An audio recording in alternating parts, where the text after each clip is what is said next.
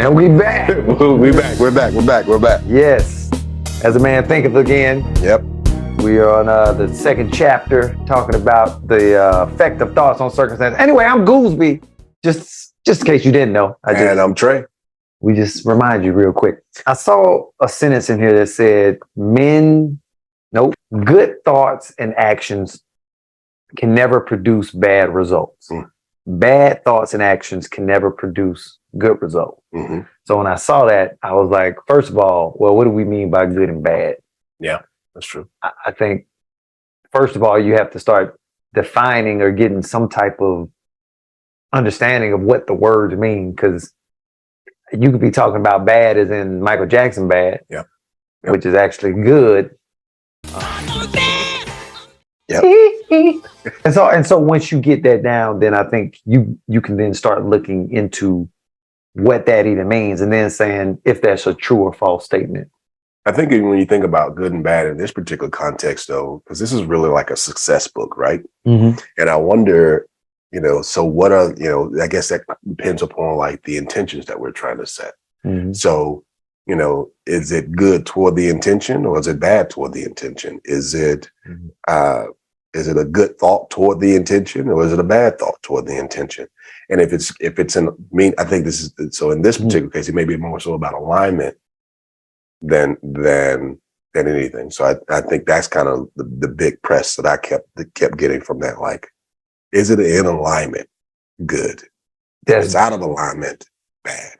And that's for a whole bunch of stuff when you think about it. That's a good way to define it too, because now we don't even have to go in different planes of thought of what's good and bad. Because I was having a conversation with a friend the other day, and I'm starting to notice things aligning on different planes. And what I mean by planes, you have a physical plane. So everything you do, I can see you, your behaviors, this, that, and the third. Yep. But then there's a mental plane. I can't identify with my eyes. For sure. But there's a plane there. So you could be thinking something, and I can assume you're thinking something. I don't know what you're thinking. But until you say it, I don't know what you're thinking. Right. So that's another plane of abstraction. Then you can even say there's a spiritual plane that's probably even more esoteric than that. So if it's like the physical plane is an ice cube, then the mental plane is maybe the let's say the water. I'm just kind of going here. There's water, and then another plane of it is the steam that goes off into the universe that you can't see. Same elements, different states.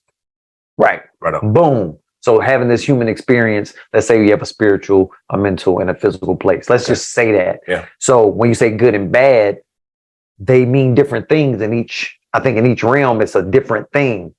If you were to define it, I think. Now I want you to think about that. I hear what you. But what makes them all equate is alignment. When you said that, I was like, that's good. Mm-hmm. That is what's good. Alignment. Mm-hmm. I believe you could make the case for that. Someone could say, well, if you want to be aligned with evil, I guess, then that's good. I mean, is he good for it? It's good for that. Right? It's aligned. It's still going to be in the space of like, what are we aligning with what and for what reason and so on. Yeah. And so I used to give this, and the reason why that good and bad conversation you just brought it back up. I used to do this little thought experiment in a session. Imagine you are the only person in the universe. Mm-hmm. Are you good or bad? I'll say I'm good. How do you know? Because I feel good. I knew that I would. How do you know how you feel good?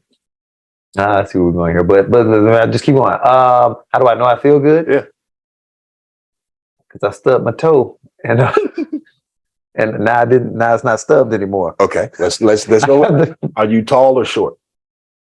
In relation to. That's the point, right there. So everything is basically within relation to something. We know good because we know bad. We know pain because you feel good about that. He was like, yes, we know. You supposed to. That's what it. No pain because we know.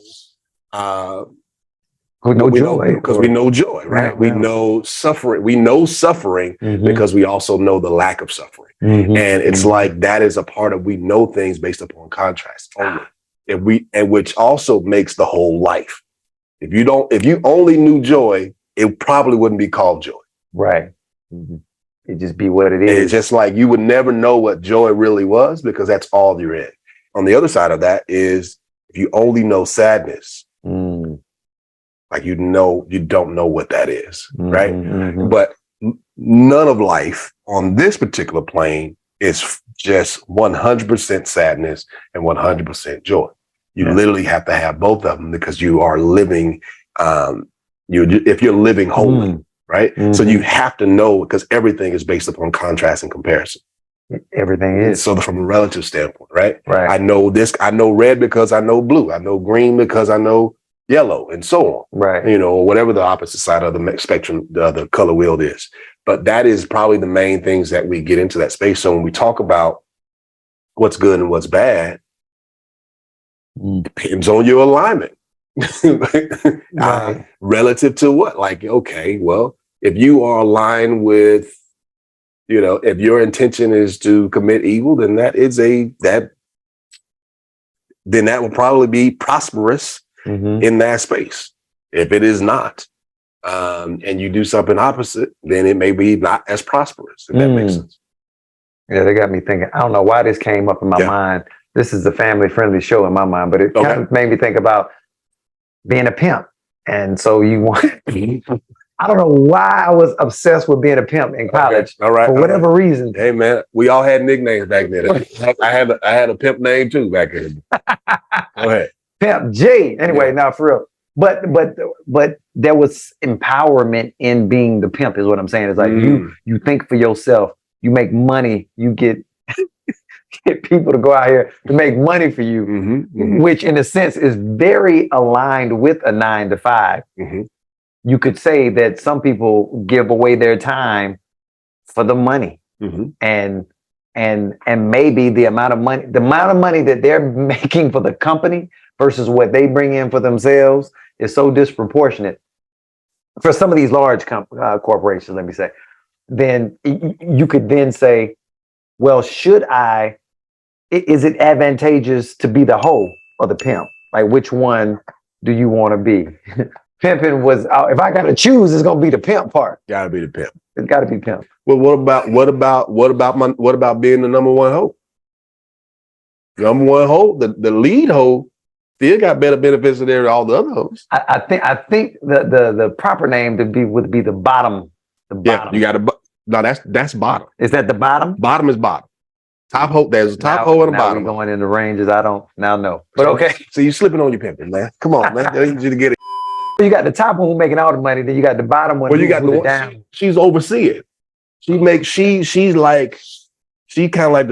be like the strong hand for the pimp, which he ain't even, he don't have to do much.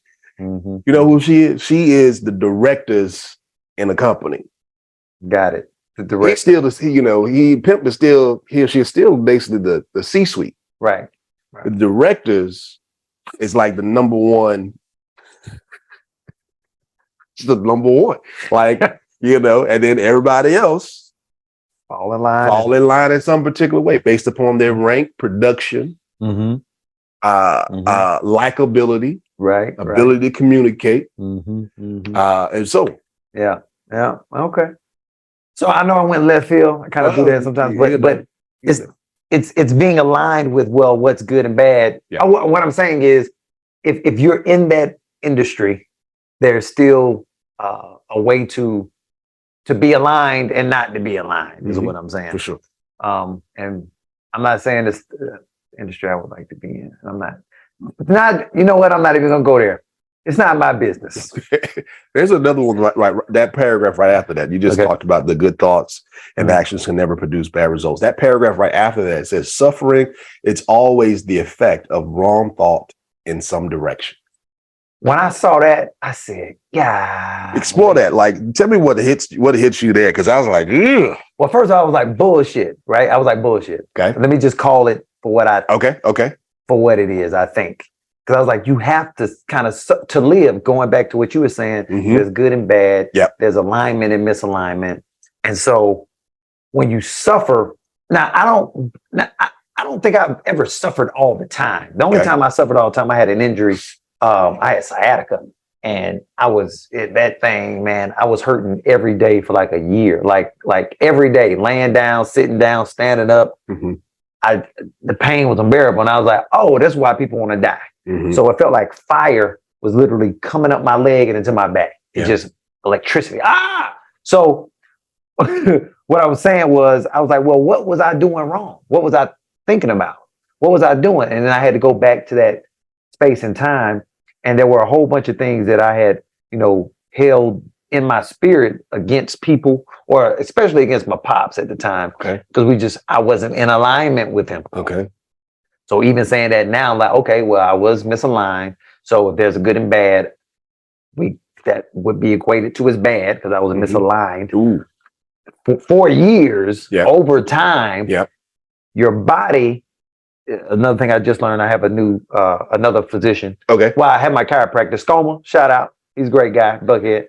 And then so now Dr. Amanda, she does more of the muscle stuff. And she was like, your body is constantly talking to you. Yep. It'll let you know exactly what it is. And so when that fire came through, it was like, bro. Yep. And I had to be like, what? And then I had to pay attention to that. Yeah. And if I understand the sciatica right, like it's really a loud call of like misalignment within your body too, from the nerve standpoint, because it's twisted and it's something that's pinched or something that's moved, but basically it's creating, there's something out of alignment there that's on that nerve, and it's like, hey, something's wrong. Right. So even then you're talking about like that suffering there was your body being out of alignment and having that type of suffering. Now let me ask you this. I got one for you. Old text for suffering actually means allowing. The old text for suffering actually means allowing. How's that work for you? Allowing. So you could say like, I suffer you to, I'll suffer them to do this, which means I'll allow, like that was the old way of using suffer. I suffer them too. Yeah, you've done that in some of your plays. I suffer them to do, and that's an allowing to do something. So what if? So now think about it. That from a larger standpoint, if we look at suffering as allowing, how does that change what goes into your head and how you even look at suffering?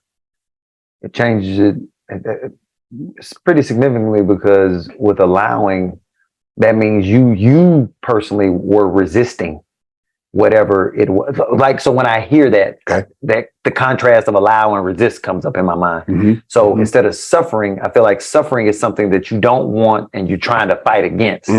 Whereas allowing is like you go with it. Yeah. I'll just go with what's happening and try to make friends with it. If anything, like that's what I think of allowing is what I'm saying.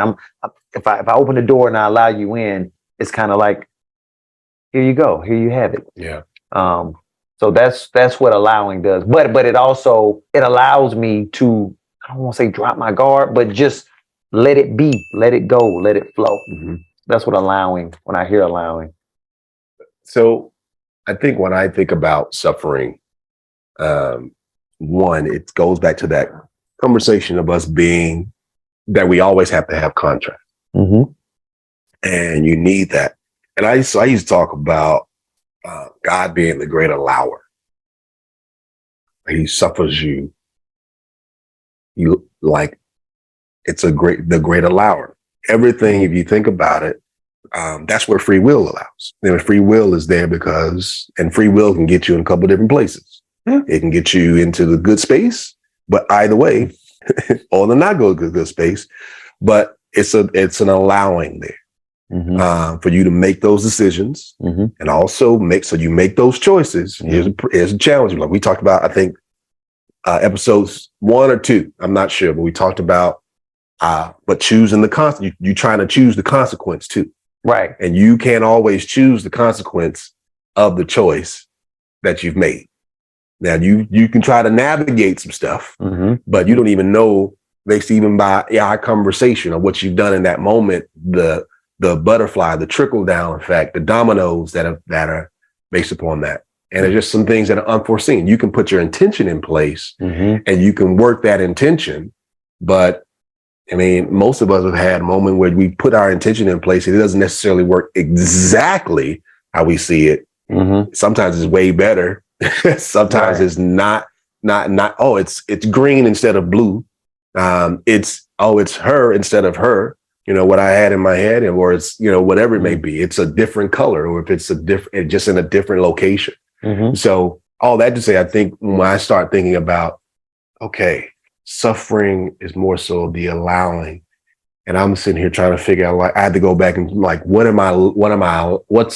being allowed in this moment? And the way I have to take it is I'm supposed to be learning something right.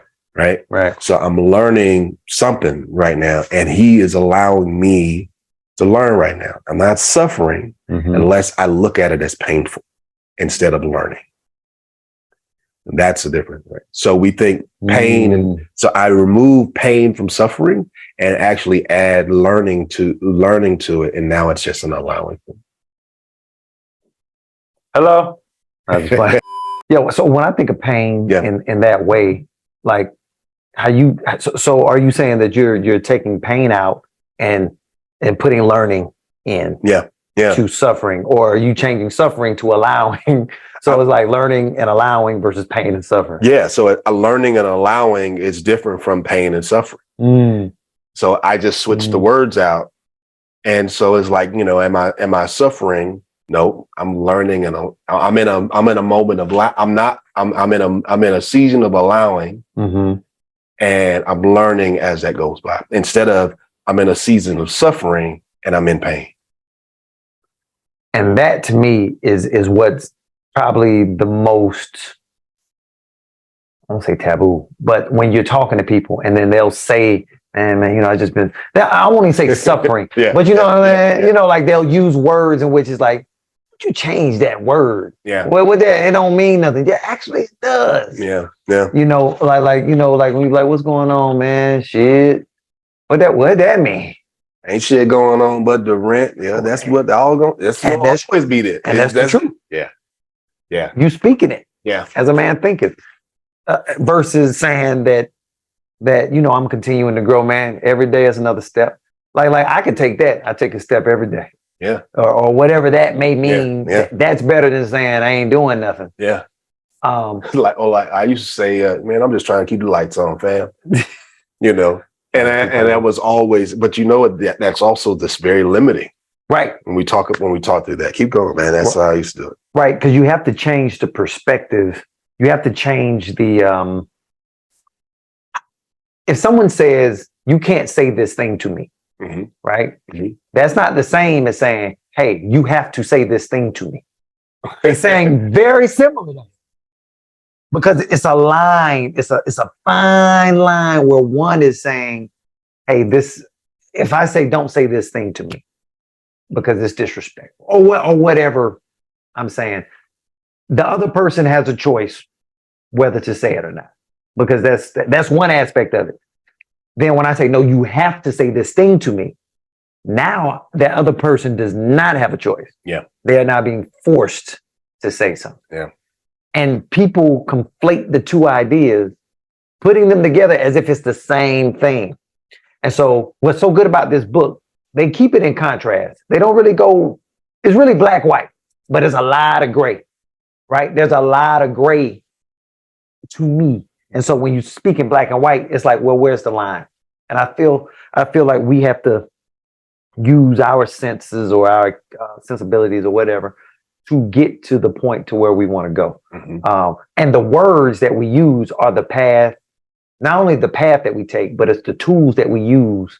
It's like if you got a hammer and you got a nail in the wall, the hammer is the best tool. But guess what? If I don't know what a hammer is and I got a screwdriver, I'm going to use the back of that screwdriver and be hitting it. I'm like, hey, you could do that. Why don't you just use a hammer? Well, this is all I know, man. Yeah, absolutely. You'll use a hammer to try to drive a nail if that's all the tool is. So it's like building what's in your tool belt. Correct. Most of the times we don't. Yeah, we'd only know and we only be experienced. It's like we usually stay in that space of what we know. Yep. It's very comfortable. We this is how we've been. These are the tools we used. I think the other part of what I just heard you say something in that space. Oh yeah.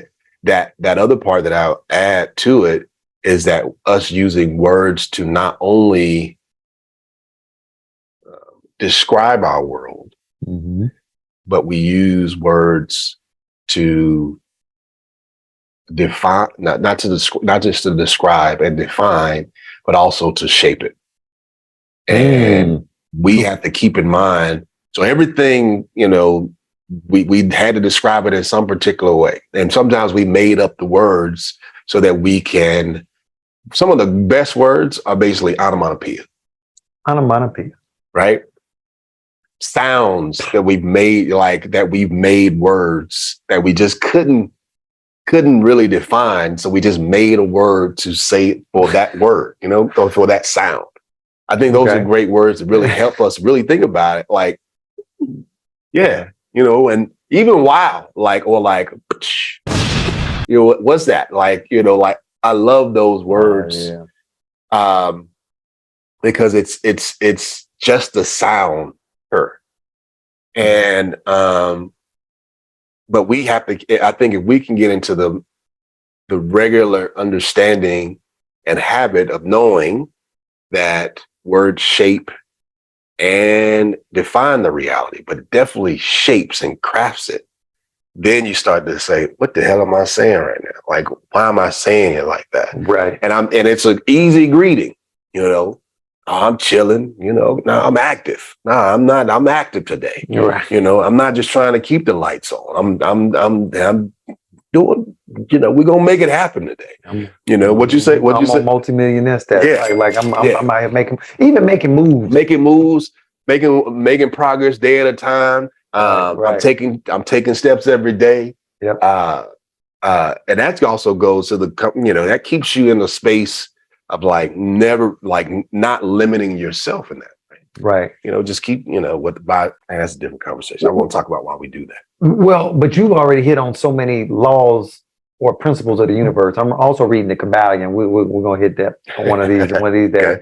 But he's hit on the law or the principle of vibration. And so words are vibratory. Technically, we're vibratory as well. Like we're moving and can't see the movement. You got cells in us moving. And then within the cells, you got the molecules moving. Within the molecules, you got the atoms moving. Within the atoms, you got the quarks move. Like we're in this soup. But I'm saying all that to say is that when you say certain words, it creates a vibration. So you have a vibration going out and you are resonant with that vibration that you just gave out. That's like when someone said, like if a waitress or server the other day, she was serving us. Now I'm turning into a little bougie guy. I don't mean to be bougie, but I mean bougie. See, me even saying that created this reference between what bougie is and how it's actually. So instead of me saying bougie, I'm more cultured when it comes to certain foods I get now. If I go to a Japanese restaurant, you know what I expect? First thing, even before the water, almost, I expect the little soy sauce, the ginger, and the wasabi. Usually, usually I give you your water first. But what I'm saying, before your meal comes, that will come before the main meal comes. I go to a new restaurant. I'm in Asheville, North Carolina yesterday, and so that's happening. And so the way the server was already on some, I don't know, it was just weird. It was just like she didn't want to be here, but she's smiling and all that. But where you at? We need you. Okay, where you at? So I am cognizant of my thoughts and what I'm feeling. And so I get my sushi and I bite into it. It's hot. I'm not used to hot sushi. What? It's sushi. Sushi's raw, right? Yeah. And it's normally cold. Very cold. So when I bite into it, I go, my home folks who were with me are like, oh man, it'd be like that sometimes. Like, where? Yeah, I don't know that place. Where? And I know they don't know because they don't eat when I'm eating. Yeah. Right. So I'm a little like, this is interesting to me. Cause now I'm like, all right, so no wasabi, no ginger, no soy sauce. Then she wanted us to split the soy sauce that was in the same thing. And we're like, It's not even a container. She had the bowl. See, this is first world problems I'm talking about right now. But what I'm saying is, it be like this though. It's like the simplest thing. So, because long story short is, I asked her to get me the ginger and wasabi. It took her maybe another 5 minutes, right? So she finally brings it. Yeah. Is there anything else? Yeah, I want some more of this, that, and third. Long story short is, what I'm saying is, there was an energy that was emanating between us. She's vibrating, I'm vibrating. And I felt like I brought it.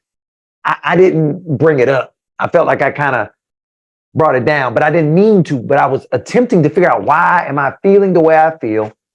And I could not describe it. That's why I'm even still calling it bougie versus, well, I understand the process of how this normally works. Expectations. Mm-hmm. And what I'm starting to see is, you have to get that in the beginning, like as quickly as you can get. Like, excuse me. Do we have this, and this?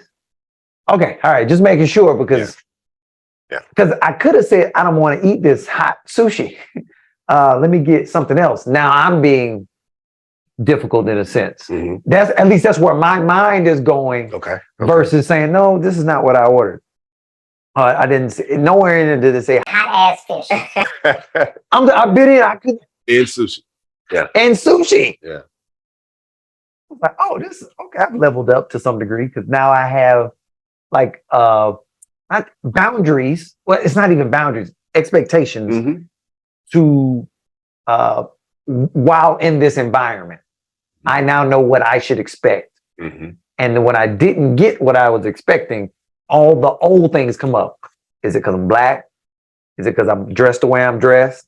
Is it because so it's all these things that don't matter, but I'm making it matter. Mm-hmm. Or they might matter. I don't know.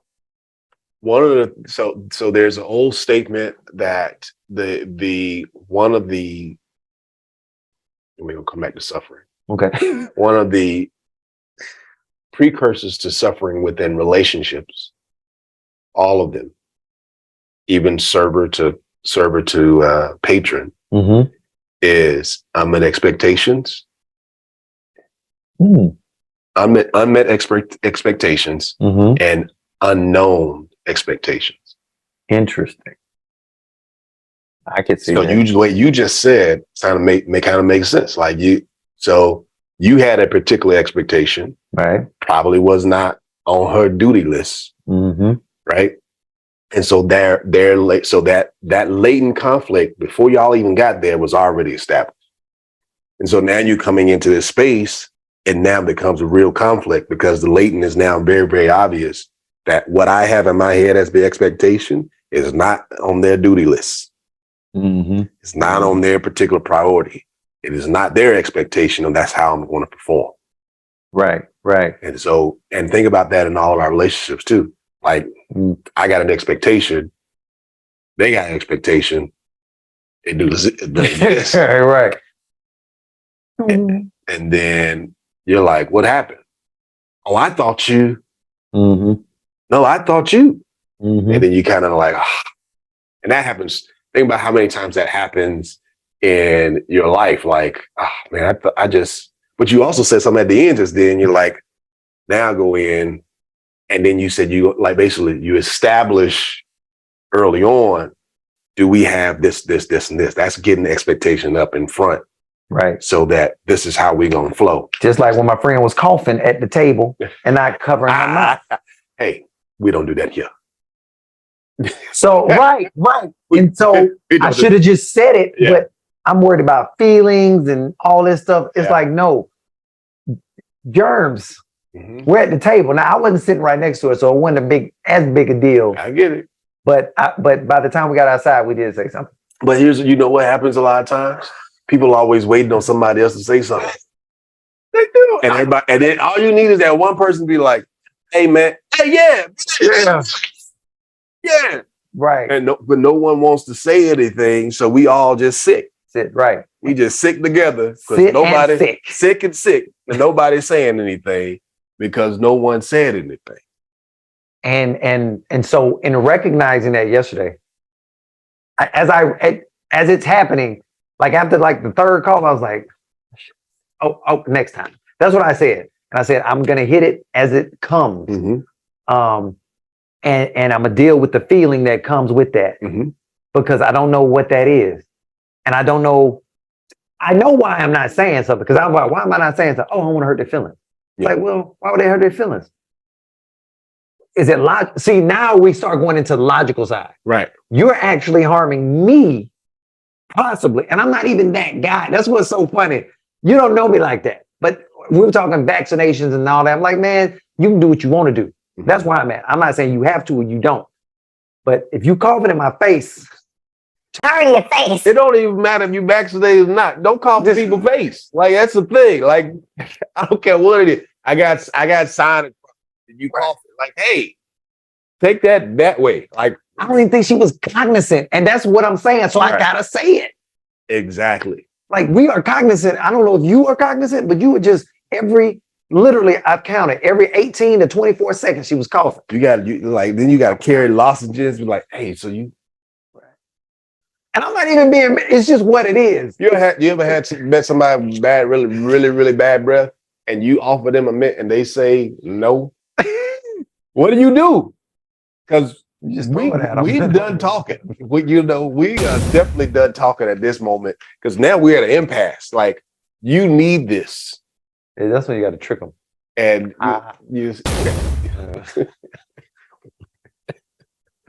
Let's get back to this stuff. The suffering was about still like. Then you went back into.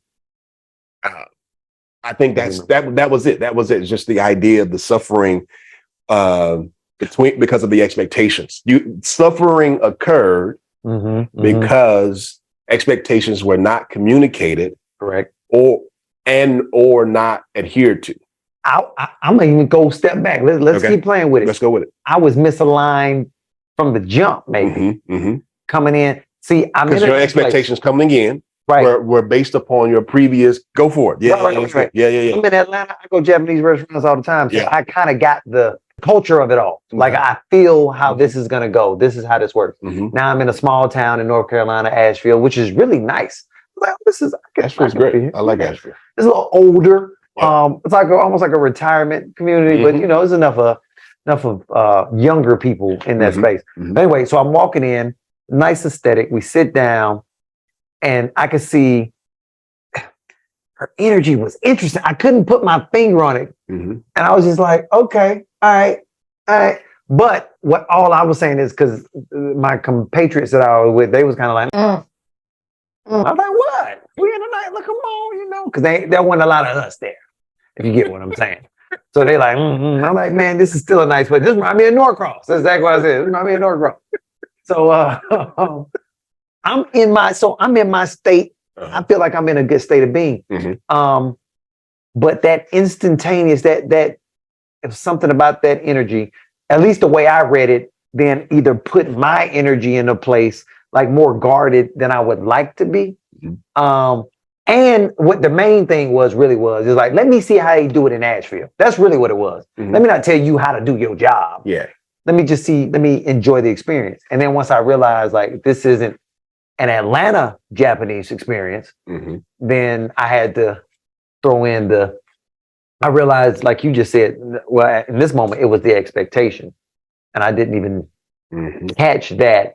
But then I also recognized my friends who I was eating with, that's not their thing either. Like for them, they were in a different space. I was in a space, and then that lady was in space, but we all met in that suffering space. I felt like she didn't feel like doing her job. We sitting here making fun of the lady. Well, they were, and then I kind of had to. But ultimately, we all manifested that experience in my guesstimation. At the end of the day, it was a good experience. It was just some hot ass sushi. And me recognizing, it was good after it cooled down. It was real good. I was like, damn, this is good. But I don't know if I'm supposed to eat hot fish. And they was like, well, you eat fried fish. Don't you eat fish sandwich? I'm like, I guess I do. Yeah, but they got mayo on this. Mayo ain't supposed to be hot like that, is it? I don't know that move like that, man. I don't know. It came. I don't know that one. I don't know what I would have done in that space. I do think a lot of times when I'm in restaurants, I do level set. You do what? Level set. I try to figure out way to what's the experience about to be.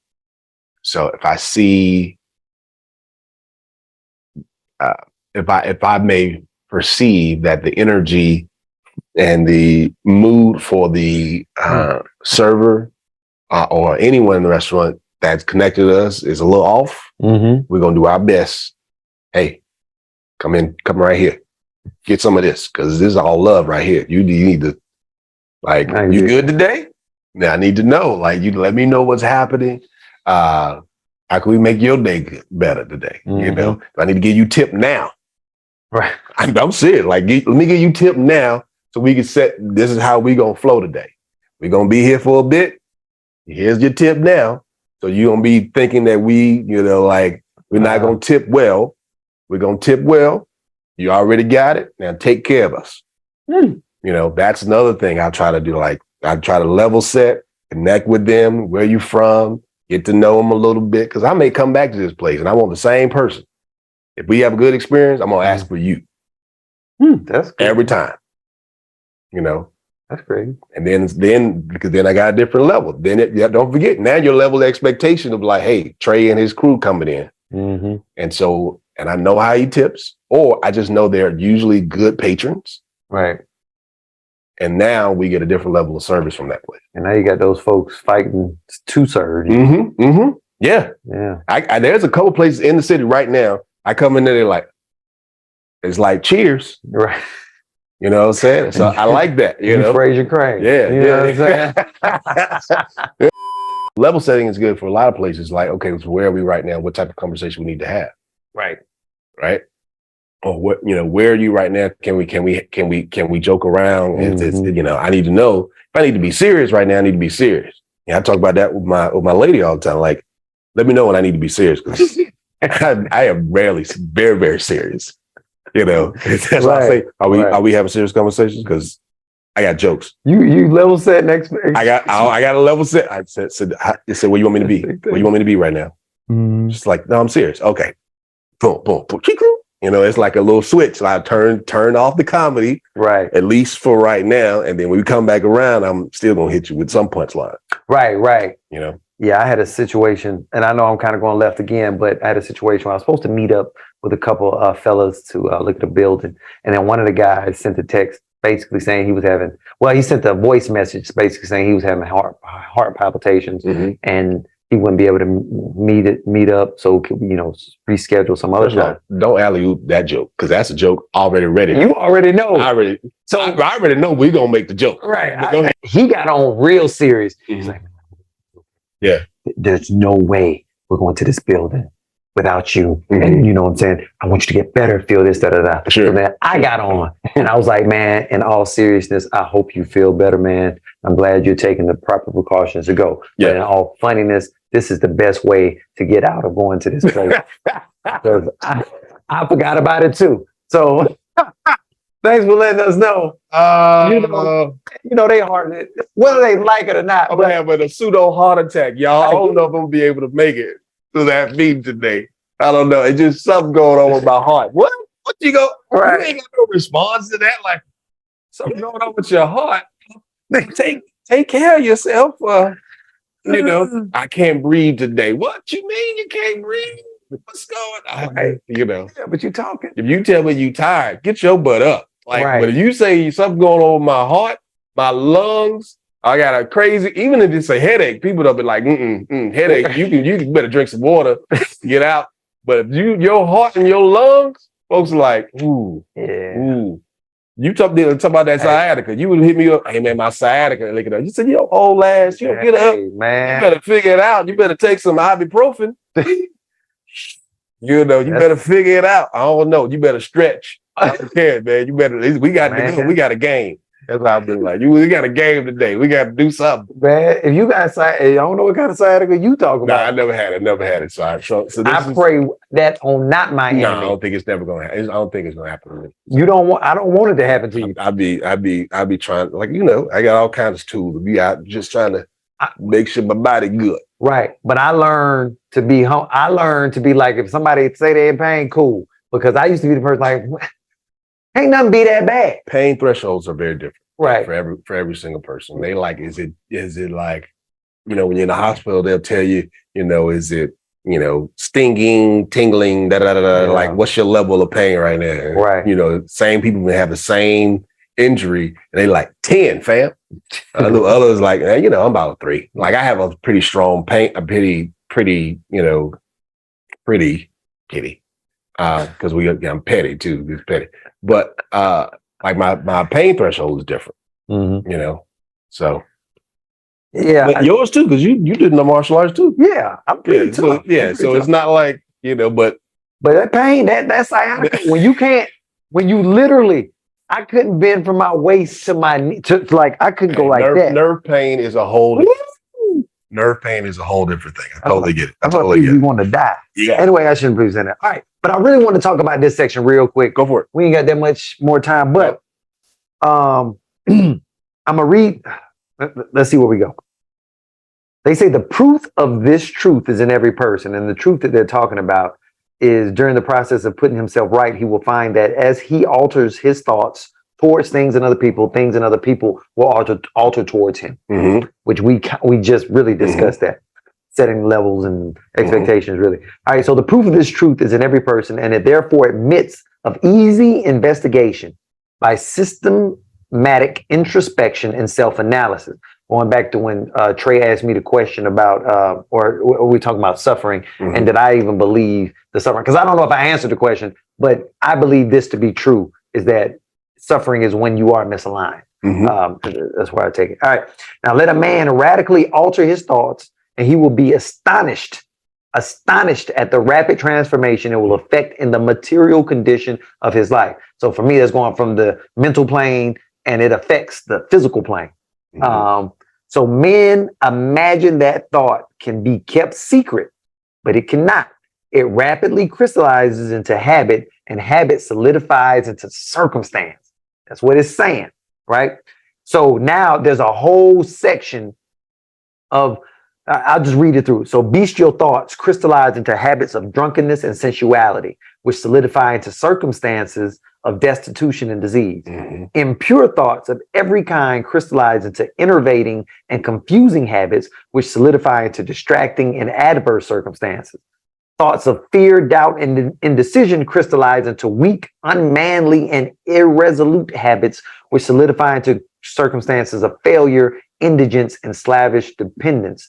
Lazy thoughts crystallize into habits of uncleanliness and dishonesty, which solidify into circumstances of foulness and beggary. Should I keep going? Go hit them again. All right. Condemnatory. How does that say? That's fine. Thoughts crystallize into habits of accusation and violence, which solidify into circumstances of injury and persecution. Selfish thoughts of all kinds crystallize into habits of self-seeking, which solidify into circumstances more or less distressing. On the other hand, beautiful thoughts of all kinds crystallize into habits of grace and kindliness, which solidify into genial and sunny circumstances. Pure thoughts crystallize into habits of temperance and self-control, which solidify into circumstances of repose and peace. Thoughts of courage, self-reliance, and decision crystallize into manly habits, which solidify into circumstances of success, plenty, and freedom. Energetic thoughts crystallize into habits of cleanliness and industry, which solidify into circumstances of pleasantness. Gentle and forgiving thoughts crystallize into habits of gentleness, which solidify into protective and preservative circumstances.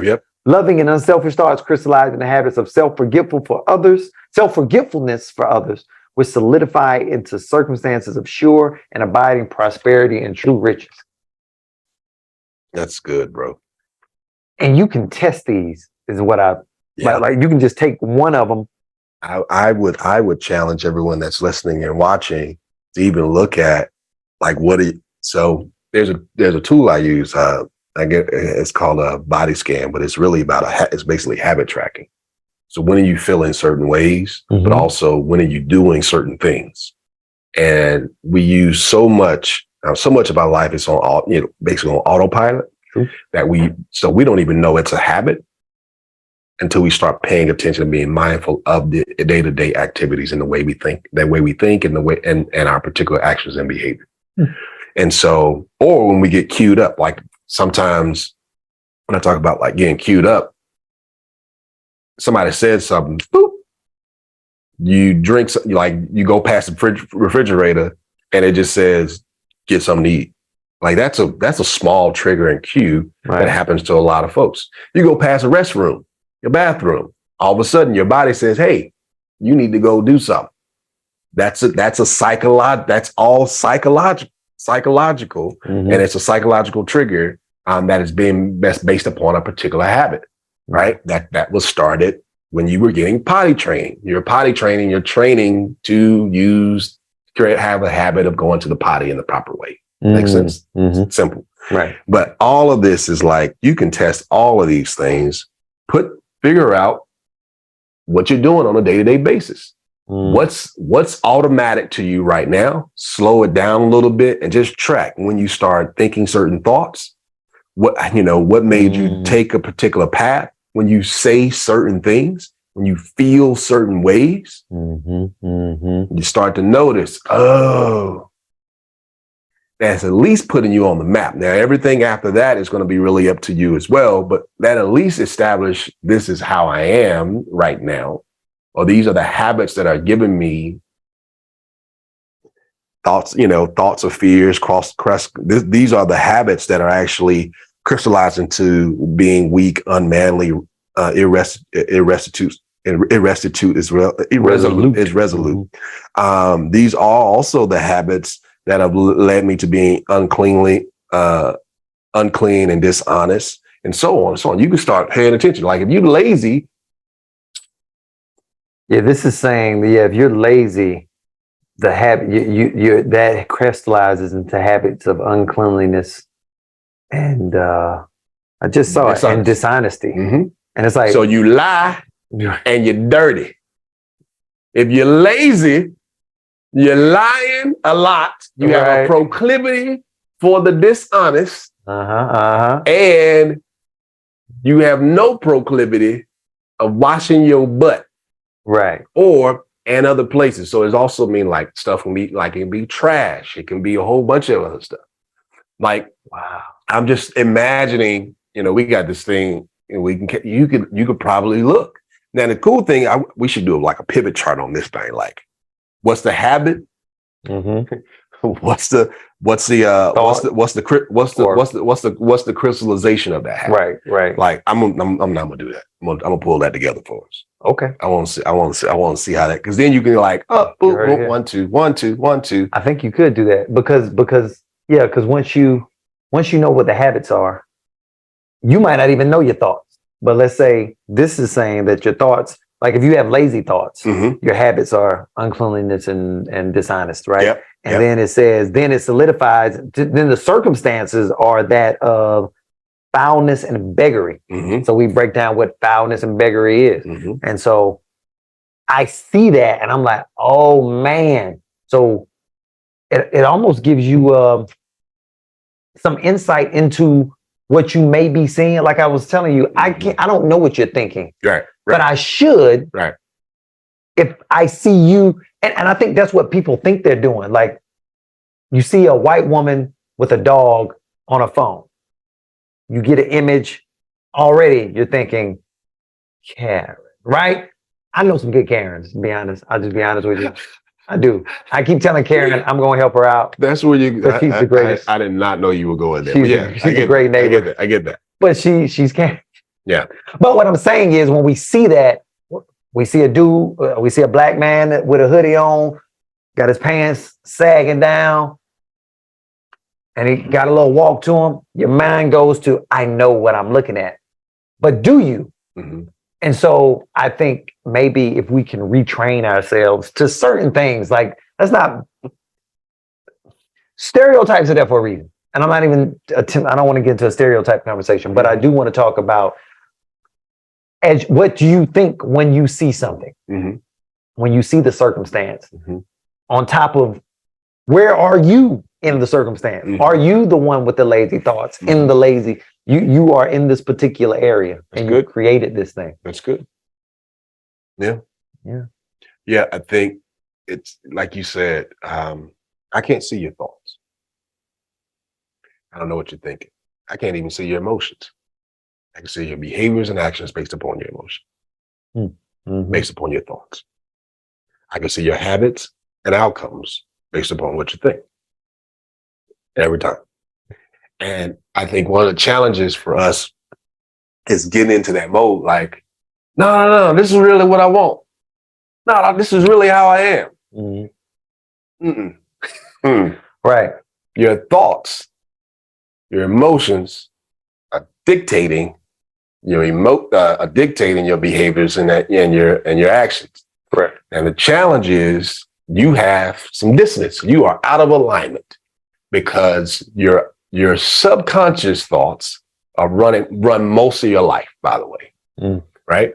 Your subconscious thoughts, the things that are already embedded that you don't even have to think about because they're so automatic right now, they're running most of your life.